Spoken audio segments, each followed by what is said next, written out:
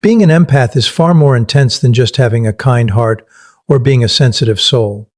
It's a physiological and emotional reality where the barrier between you and the rest of the world is paper thin. While most people see someone crying and feel sorry for them, you feel the actual sting in your eyes and the heaviness in your chest, as if the grief were your own. You are a human sponge, Snorts, moving through a world that is constantly dripping with hidden emotions, unspoken tensions, and vibrating energy. You don't just notice the atmosphere of a room.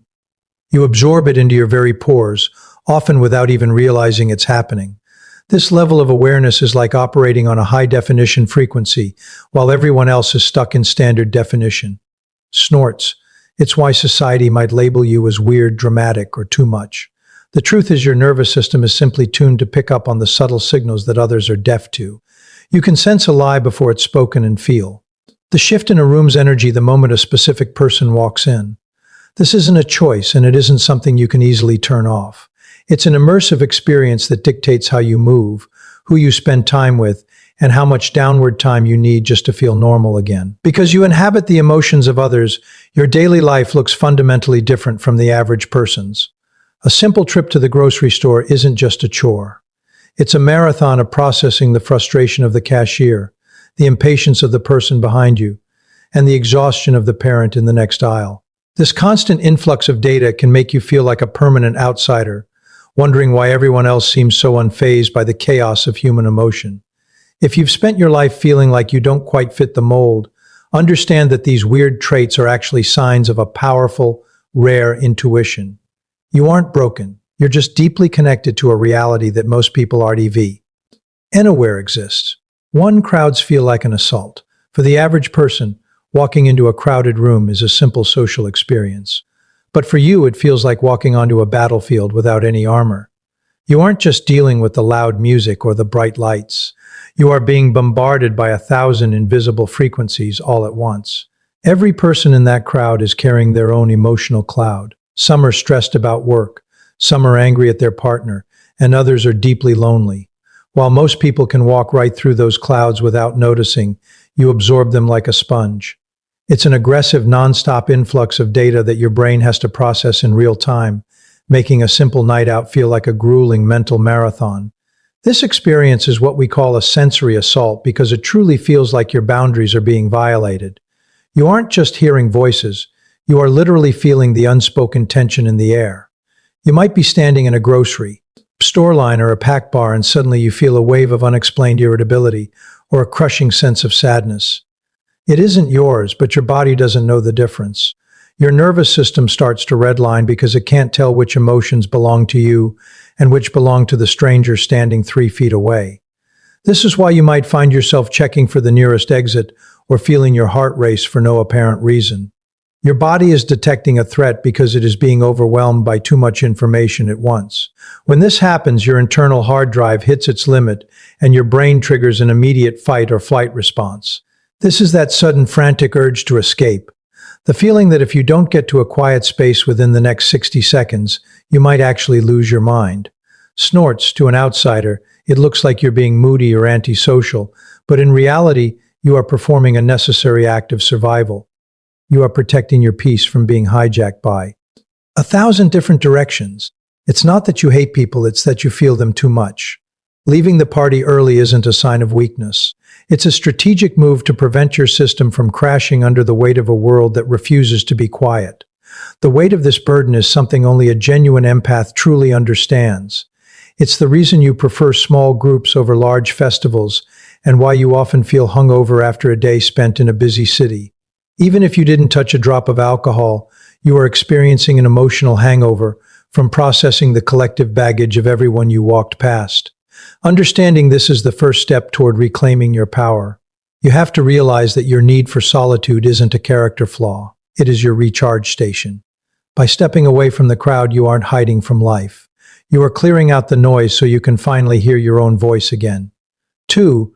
Your home is a sanctuary, not just a house. For a genuine empath, a home is never just a building or a place to store your things. It is a vital life support system. Because you spend your day absorbing the chaotic energy of the outside world, your living space serves as the only place where you can finally stop reacting to everyone else's vibrations. Most people choose a house based on the number of bedrooms or the price tag, but you are subconsciously scanning for something much deeper, the energetic frequency of the space. You can feel if a room feels heavy, stuffy, or unsettling the moment you walk through the door. If the environment doesn't feel light and safe, your nervous system will stay in a state of high alert, making it impossible for you to truly rest or recover from the day's emotional toll. This is why living in a dense, hydraulic city center or a neighborhood with a lot of underlying tension can be absolutely devastating to your mental health. You aren't just dealing with the physical noise of sirens or traffic. You are dealing with the energetic noise of thousands of people living in close proximity. In a high-crime area, the collective fear and aggression in the atmosphere act like a slow-acting poison on your psyche. You absorb that thick, dark energy through the walls, and over time it begins to seep into your soul, leaving you feeling constantly drained, anxious, and irritable without knowing why. For you, peace and quiet isn't a luxury. It is a medical necessity. You need a low-energy environment where the vibrations are stable and calm, so your own internal system can finally reset to its natural state. If people call you picky or difficult because you refuse to live in certain areas, they don't understand that you are literally protecting your life force. You crave serenity because your body needs a vacuum from the world's noise. You are drawn to places with trees, water, or open spaces because these natural elements help to neutralize the heavy human emotions you picked up throughout the day. When you into a home that feels right, it becomes a sanctuary where you can finally shed the emotional armor you wear in public. In a space that is energetically clean, you can breathe again, heal from your daily interactions, and find the clarity you need to function. You know instinctively that if your environment is chaotic, your mind will be too. Ultimately, your home is the only place on earth where you aren't being assaulted by the feelings of others. This is why you might spend a lot of time perfecting the lighting, the scents, and the overall vibe of your rooms. You are creating a barrier between yourself and a world that feels far too much. By curating a peaceful residence, you aren't just decorating, you are building a fortress for your spirit. You realize that to be a functioning empath in a loud world, you must have a silent base to return to. Without that sanctuary, you are just a human sponge sitting in dirty water. But with it, you have the power to wring yourself out, refresh your energy, and face the world again on your own terms. 3. You are an emotional mirror. Being an emotional mirror is one of the most exhausting yet profound aspects of the empath experience.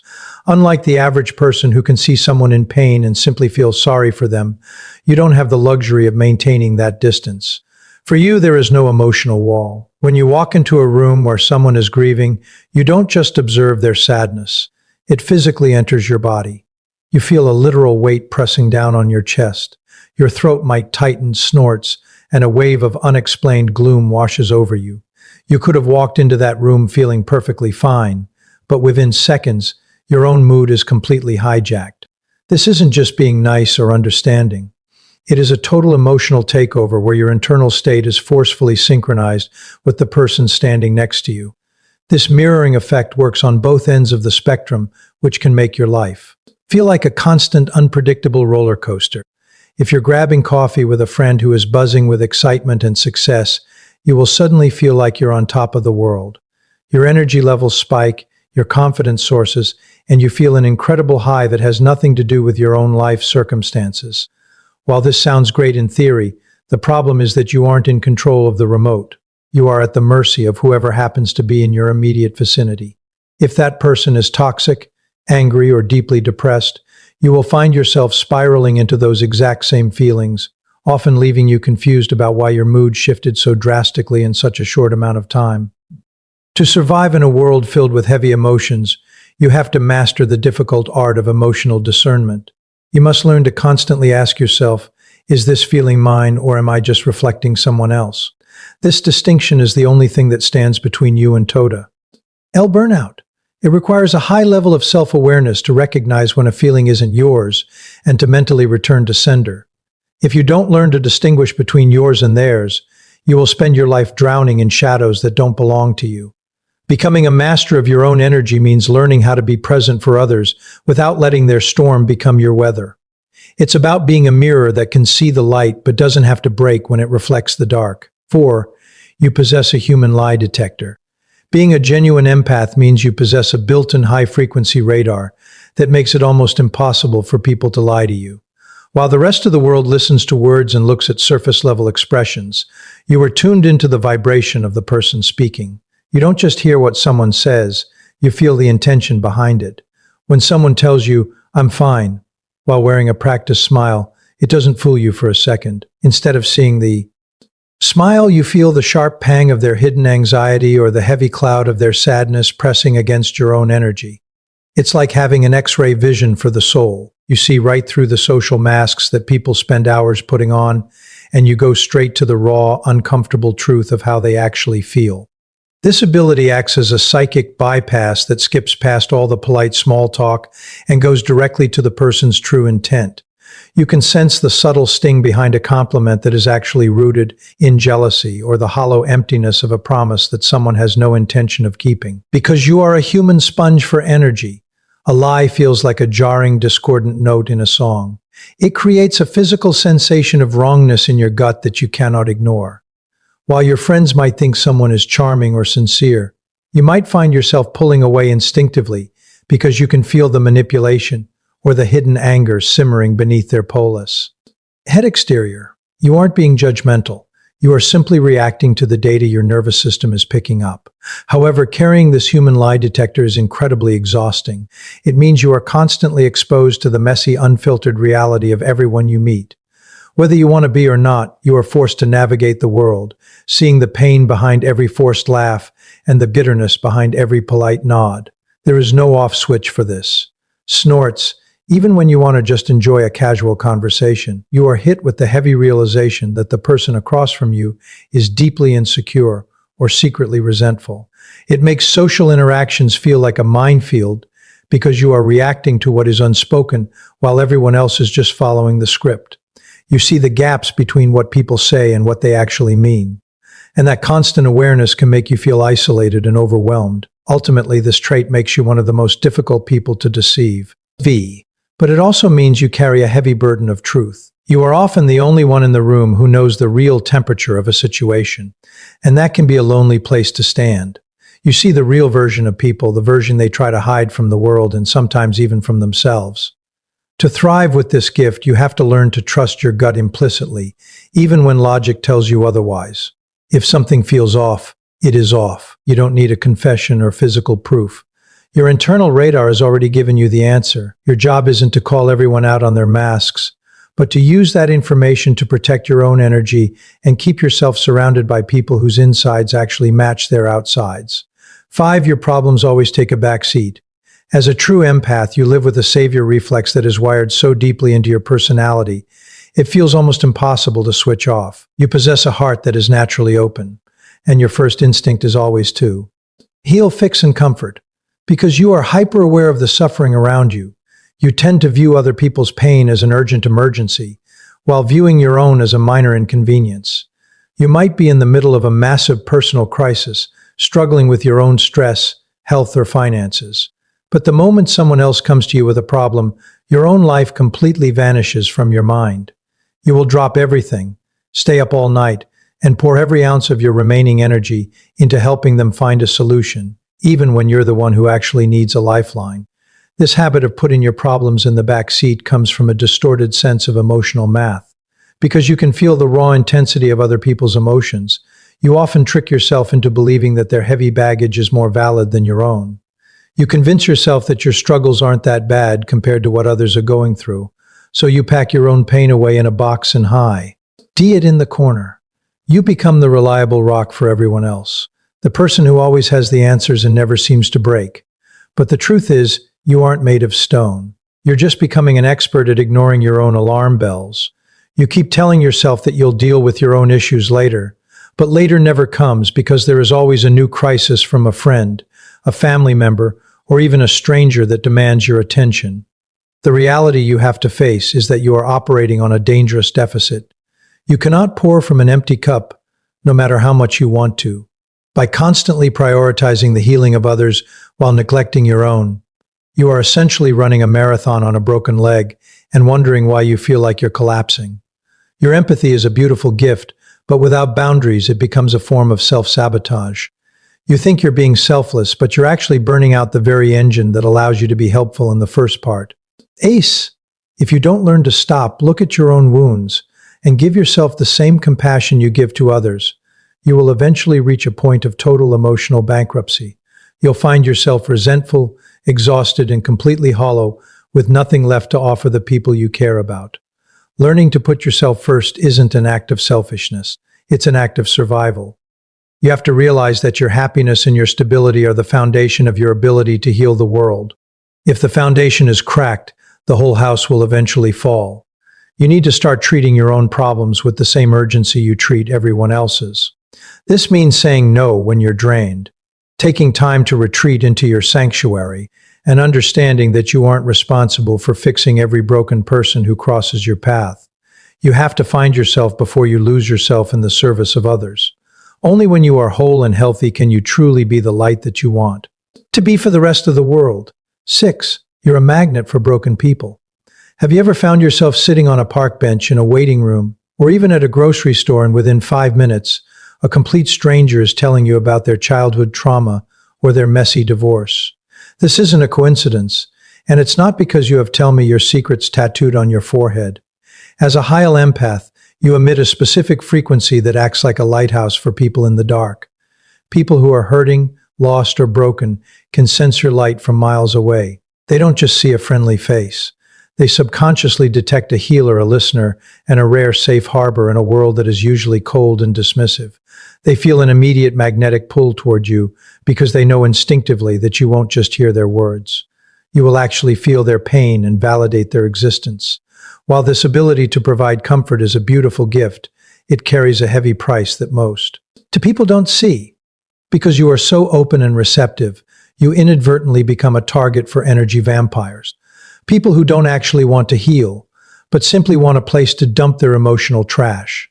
These individuals aren't looking for a solution. They are looking for a host. They thrive on the attention and the high they get from your empathetic response, leaving you feeling heavy and depleted while they walk away feeling lighter. If you aren't careful, you will find your life becoming a revolving door for everyone else's drama. You'll spend your days fixing everyone else's broken pieces while your own life falls into disrepair simply because you can't stand to see someone else suffer. The danger here is that broken people can be incredibly demanding. They don't just take a little bit of your time. They want all of your emotional energy. They will call you at 2 a.m. with emergencies that aren't actually emergencies, and they will expect you to carry the weight of their bad decisions because you can feel how much they are hurting. Your savior reflex kicks in and you feel guilty for even thinking about saying no. But you have to realize that some people use their brokenness as a way to avoid taking responsibility for their own lives. If you are always there to catch them, they never have to learn how to walk. You end up trapped in a cycle of caretaking that leaves you emotionally bankrupt with no resources left for your own goals, your own joy, or your own health. To survive as an empath, you must master the art of the hard boundary. You have to understand that having a gift for healing doesn't mean you are required to heal every person who crosses your path. Setting boundaries isn't mean or selfish. It is an essential act of self-preservation. You have to learn to distinguish between someone who is genuinely seeking growth and someone who just wants to vent their toxicity into your clean space. You aren't a trash can for other people's trauma, and you aren't TA 24/7 Crisis Center. If you don't start protecting your light, it will eventually be extinguished by the sheer volume of other people's shadows. You can still be a compassionate person while also being the gatekeeper of your own energy. By choosing who you allow into your inner circle, you ensure that you have enough strength to stay standing so you can help the people who truly matter, starting with yourself. 7. You find solace in the wild. For a genuine empath, the human world is often a place of constant noise, hidden agendas, and thick layers of complicated emotions.